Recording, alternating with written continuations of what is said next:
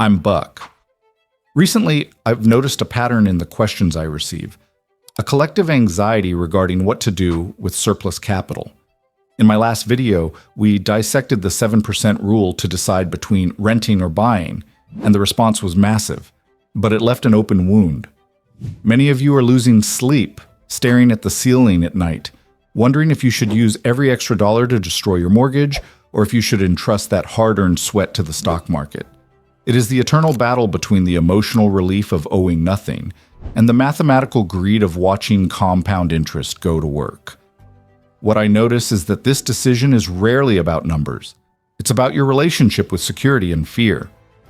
The system wants you to feel guilty for having debt, while banks profit from your rush to return the money they lent you at rates that, today, look like a gift.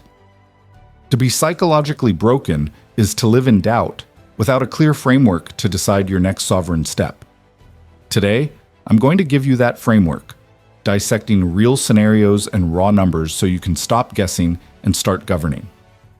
In this conversation, we are going to explore what I call the F-squared rule, the balance between financial freedom, financial, and emotional freedom, feelings.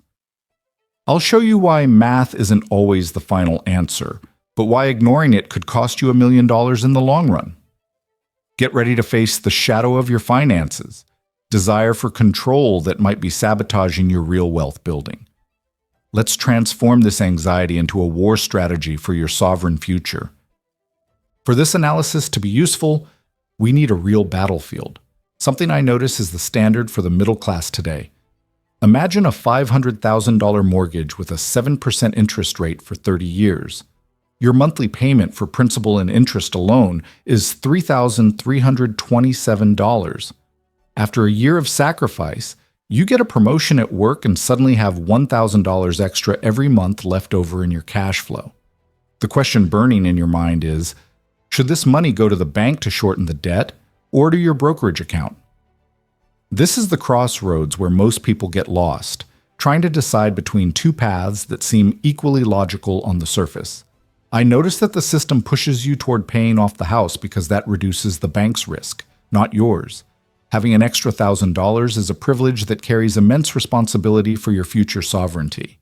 If you allocate this amount incorrectly for 20 years, the difference won't be a few dinners out. It will be your ability to retire with dignity or remain trapped on the hamster wheel. At this point, I utilize what I call the wise observer. For those just arriving, this is my practice of stepping back from the emotional noise to analyze the invisible patterns governing our choices. It's the ability to see the board from above, realizing how the bank structured the game so that you pay the maximum amount of interest possible in the early years. Observing the scenario from the outside, I realize that your rush to pay it off might just be your persona's desire to look debt-free to the neighbors, while your financial self remains fragile. Let's first look at the path of the pure investor, the one who decides that their capital is a soldier that must fight in the open market. If you take that $1,000 monthly and put it into a low-cost index fund that tracks the S&P 500, history tells us we can expect a nominal return of about 10%. To be sober and conservative, we'll use 9% in our calculations. Furthermore, we'll apply a 3% annual increase to this contribution, keeping up with the natural growth of your income and protecting the value against inflation. Over the 29 remaining years of your mortgage, this mathematical discipline produces a result that I notice leaves people in shock. Approximately $1,834,000. Compound interest, when fed with consistency and time, becomes a gravitational force that creates wealth out of nothing.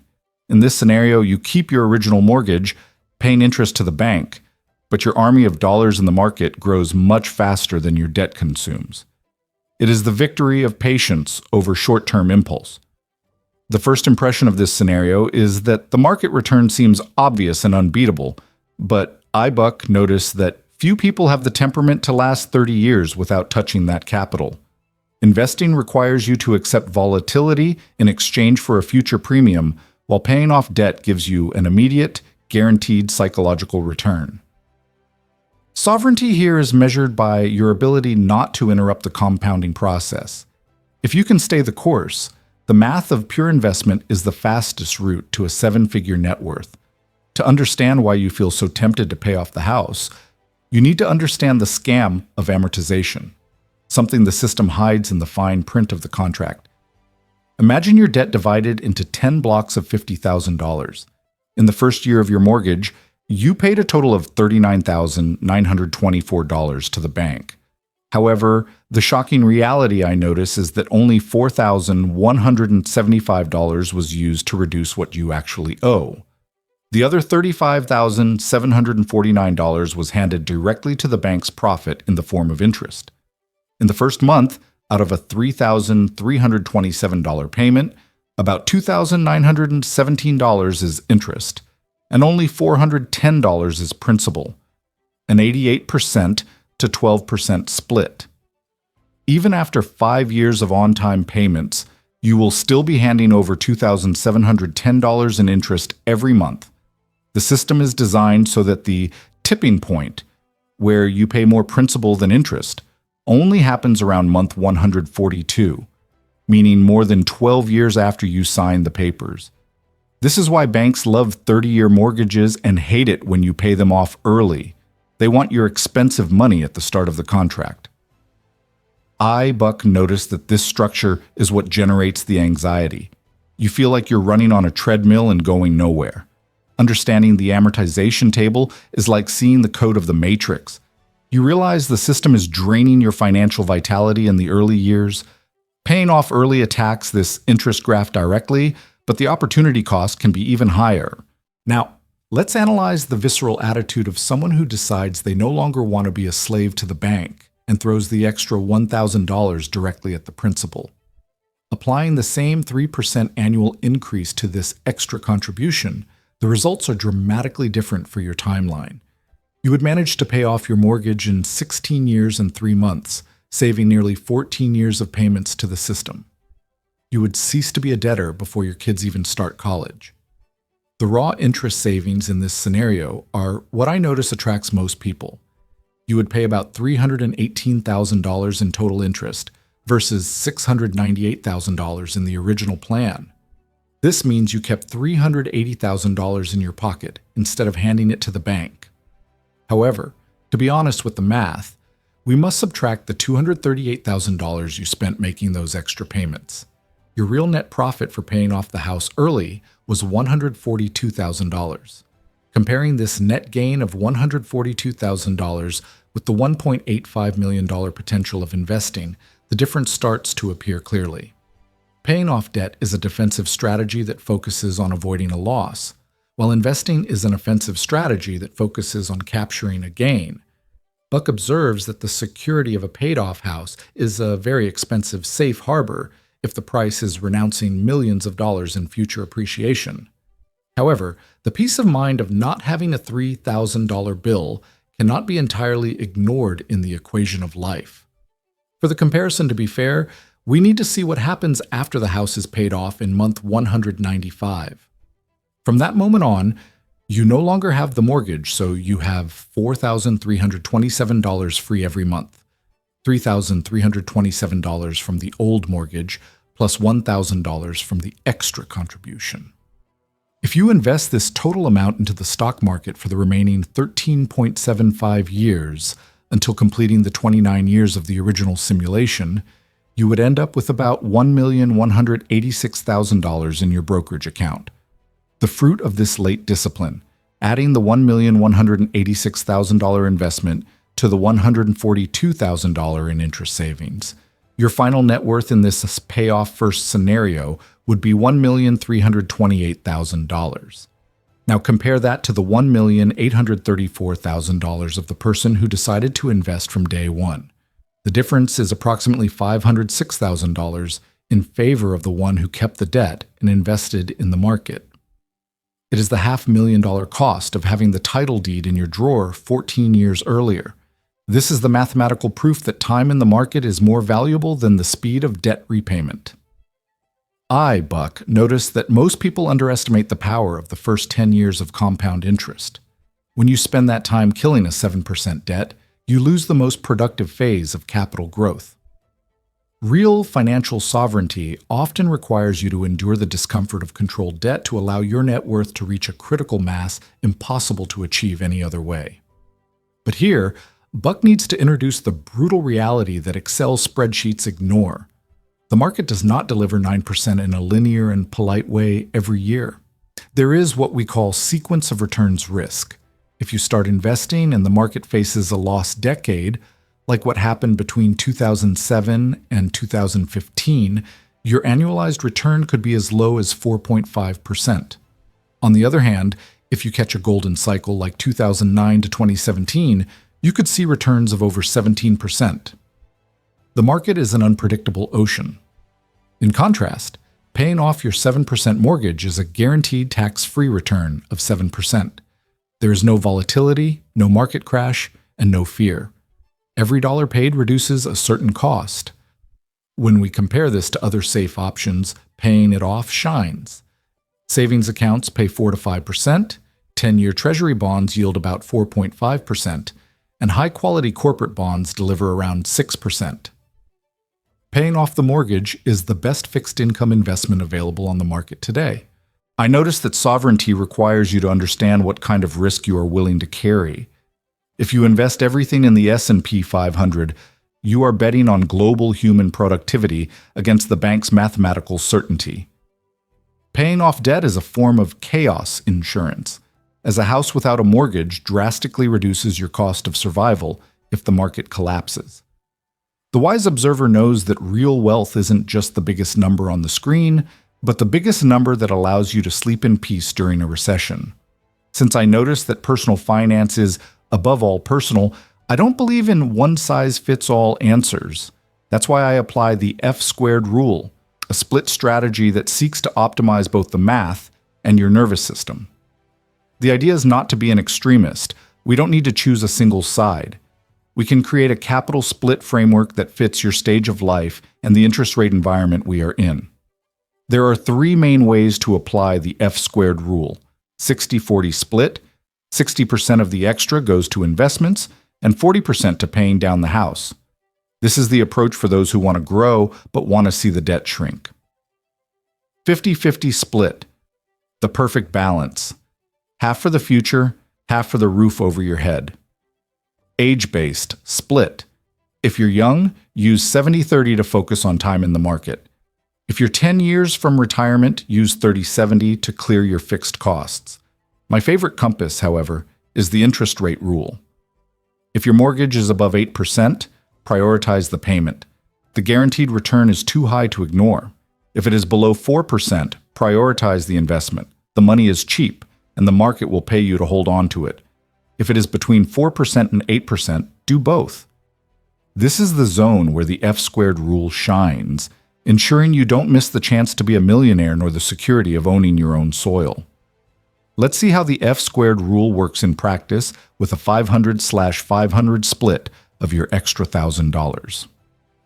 Both contributions grow by the same 3% per year. On the debt side, this constant injection of capital causes your mortgage to be paid off in about 21 years, saving 9 years of interest and generating a net savings of approximately $79,000. You aren't as fast as the aggressive payer, but you're still far ahead of the bank's original schedule.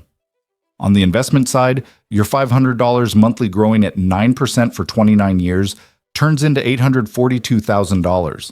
And here comes the master move. After the house is paid off in year 21, you take the total amount you were using for housing and throw it into the investment for the remaining 8 years.